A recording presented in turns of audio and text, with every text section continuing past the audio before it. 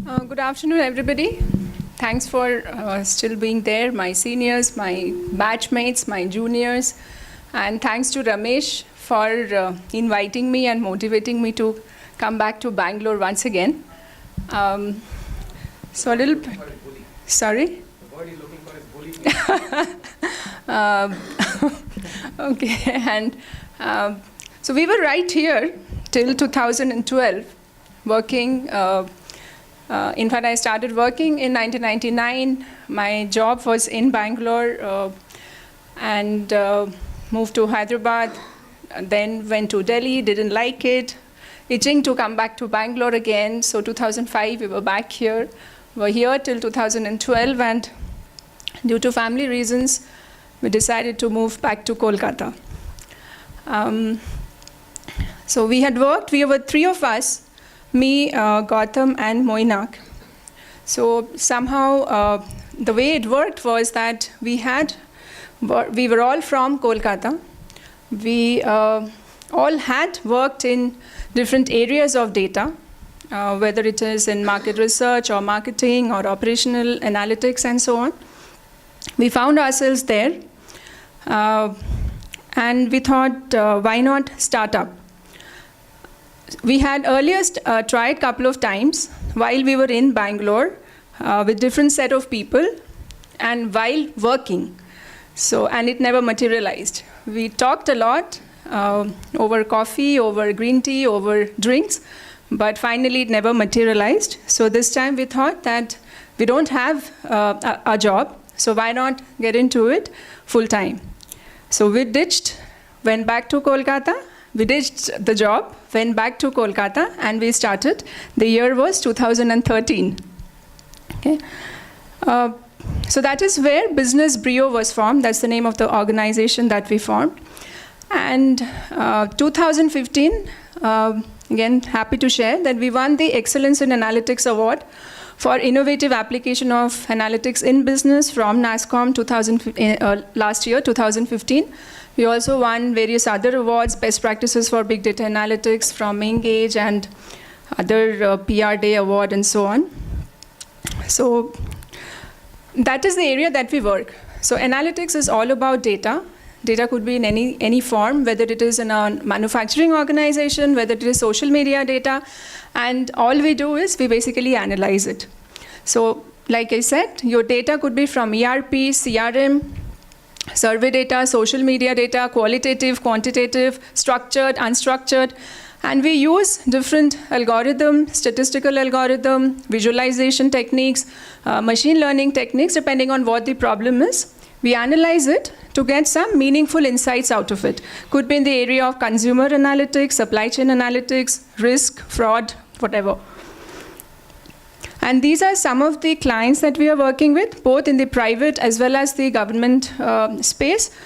So you can see ITC, we are working with Tech Mahindra, we are working with the Tata Metallics, ADN Telecom in Bangladesh, Zen Telecom in the Middle East, and we have some government organizations that we are working with, Biodiversity Board in West Bengal, Ministry of Ayush, Ministry of MSME, Government of India, and so on.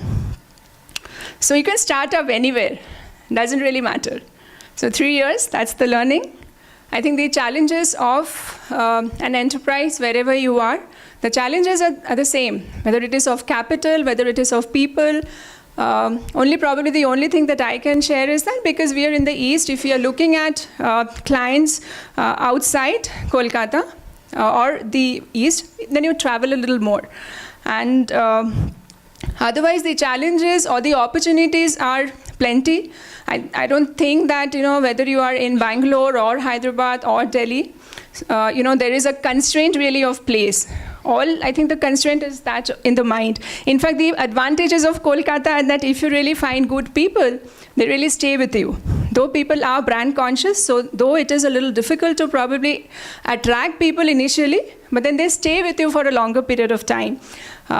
So there are, characteristics or positives and negatives of each city, and working with this set of clients, I think you can start, if you have an idea, if you have a problem to solve, start off, whether you're in Ranchi or Bangalore, doesn't really matter.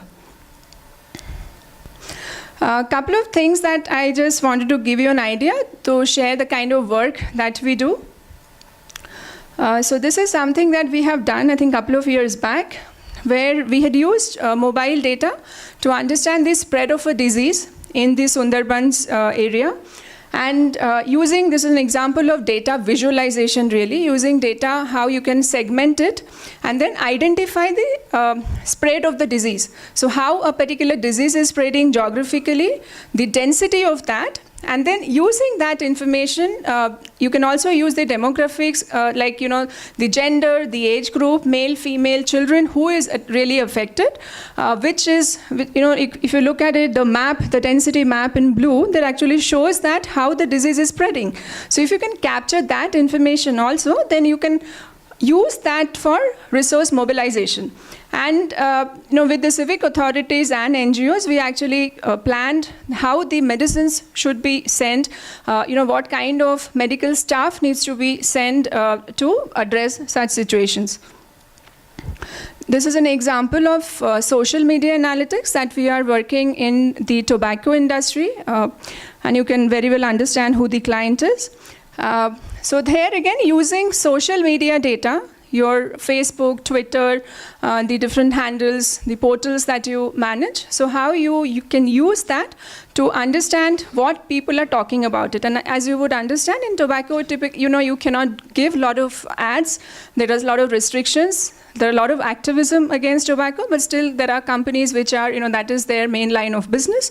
So how you can use social media data to understand what people are thinking about the products, or how they're using your products in different segments, with lifestyle users or your regular users. You can also address availability issues. So if somebody who is a user of a specific brand, let's say Classic, he doesn't find it in Mumbai airport, so he tweets that. And that's an information, which is available to the brand manager or the product manager to know that, okay, there is an availability issue, and it can be addressed through the distribution network. Or if, just before the budget, if Sushma Swaraj or a tobacco activist is talking about that the ill effects or the tax, the kind of impact it will have on tax. So again, you kind of capture the mood of the people, or if there is brand cannibalization, if there is going to be after the price increase. So those things also can be captured, and that is the work that we are doing here. And then you have the other things, IT stuff, which is once you analyze that, how does the brand manager really see it? So there comes the user interfaces, mobile-based and client interfaces, which are there. So this is the kind of work that we are doing. We are also working in the retail space.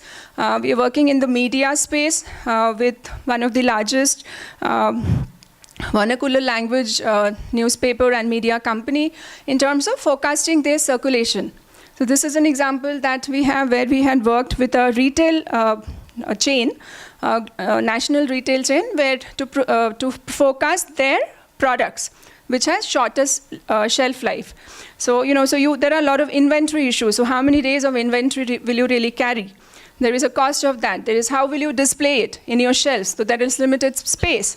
So how, if you can forecast really accurately, then you get that, you can work backward and then use the data to, use that information to actually plan your supply chain, your inventory, and reduce the cost.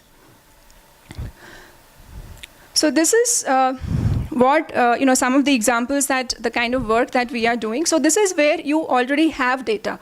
Right, the data is there within the organization, like in the case of sales forecasting, or the other the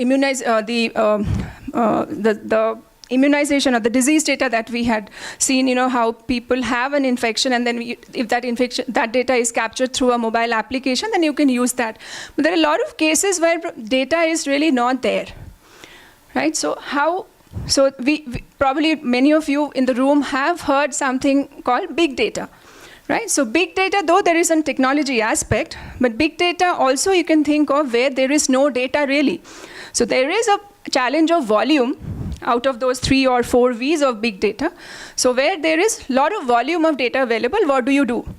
So, right, so you have some, algorithms that you can use to handle it. You have storage issues and all that, which you can handle technologically through Hadoop and so on. But then there is also an area where if there is no data available, then what do you do? So how can you use surrogate data to actually solve those issues? Like, for example, say, how, with the level of immunization, how far has it reached in the masses? Government is running different types of immunization programs, but then how has it really reached the different parts of the society at the bottom of the pyramid? So how successful it is? So is there really a lot of data available there?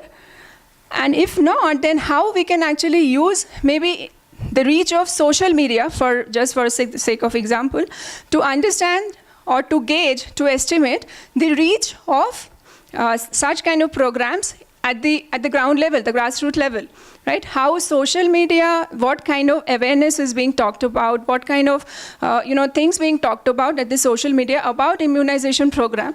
So that could be a measure of which could be used as surrogate data or big data. Talk about, let's say, the mortality rate. So we have information on the infant mortality rate, and then you have information on the education. So at the policy level, really, if you are looking at, how you can take, or how you can link the two, whether you probably do not have information available for the same person for both, right, or the same family. What is the income level, and so what is the education level, and what is the children, how many children, mortality rate, and so on. So you do not have those concept of primary key really that you have in RDBMS. But then you have different databases, and then how can you use those information which is available, or the data that is available there, to drive policy level decision making? Or how you can use data or lack of data to, and that is what we also call big data, to use problems of urban transport, the traffic jams, right? How you can use maybe mobile data for flood relief food for relief measures for dropping food packets in Bangladesh, right? How you can use the mobile data to riot areas to actually tackle the riots or the inconveniences in the happening in different cities in Africa, right? So using whatever information or whatever little data that is available for driving actionable outcome or driving actions on the ground, could be for the police force or for the policy making and so on, right? With that in mind, we actually, again, sitting in Calcutta, we formed this non-profit organization called Data Science Foundation. So there were many objectives. One of the objectives was to look at the data scientist community, people who are working with data in data science, and how data can be used for policy making, for standardization, for capability building, capacity building, and also research and really explore standardization or taking India to the global platform. So we are, I think, all of you here are familiar with the CMMI, different levels of CMMI, ITIL, and so on, for the development framework, or let's say for the infrastructure, IT infrastructure area. But can we do something in the, can we lead the world in the area of data science? Having worked in the area, this data field for the last 10, 15 or more years. So that is how Data Science Foundation was formed. These are some of the objectives that you see in terms of collaboration, standardization, creating a platform for publications, and so on. There are representation from 16 different companies in the Executive Council. We have members from IIM Bangalore, ISI, Kolkata, TCS, then you have from Singapore, Protiviti, ANZ, and so on. So these are the 4 main areas that we are working in. I'll start from the left bottom. We are representing India in International Big Data Standards ISO committee, which is called as WG9. And we have been nominated by Bureau of Standards, BIS, in Government of India. And the meeting actually happened in Beijing last month. And earlier to this, there was no representation of India in this platform, in this global platform. So we not only represented, so we have created a mirror body, as it is called, Mirror WG9 Group, national body in India. And all the recommendations of the body was presented at the Beijing conference. And we also proposed to actually work on a framework, an analytics maturity model framework.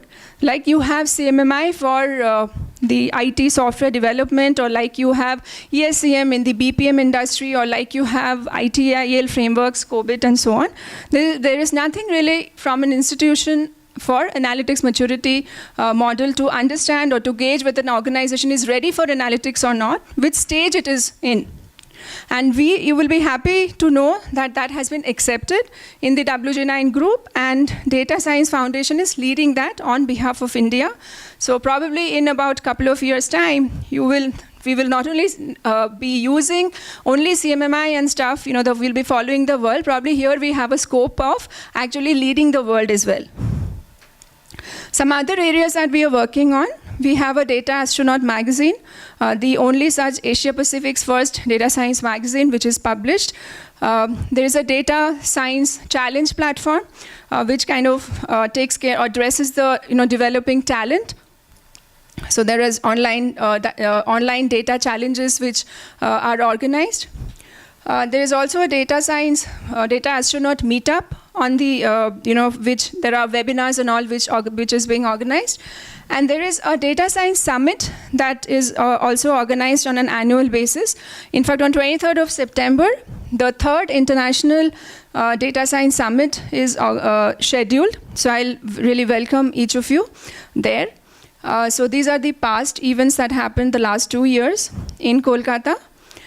This is the Data Astronaut magazine, and we have a portal as well. So we have authors from the industry, as well as from institutes, universities from within India, as well as outside, who contributes in these magazines. These are available. So these at the summit. So this is the summit that it is scheduled on 23rd of September in Kolkata, which is actually a platform for both the corporate to discuss their issues, as well as the educational institutes, a kind of research, because that's where we feel is really the gap. Corporates are in their own silo. That whatever is available, you're trying to deal with the solution, the challenges that you're facing, and then research in the research institutes or organization happening again in another silo, and they don't meet. Right? That is where the challenge is. So we are trying to bring the two on a platform so that the research world understands that what are the issues. The corporate world actually talks or engages with them in terms of giving problems, how it is actually done outside, and then develop this in a collaborative way. And we are not only this is limited to India. We have participants coming in from Australia, from Singapore, from US, universities as well as corporates to actually exchange and think about the kind of development that's happening outside. Because though this is an area which is still not matured globally, there are no really standards in terms of the policy, the communication between devices, what we call as IoT and so on, as well as the how data will be exchanged. There are a lot of issues around data security, data privacy.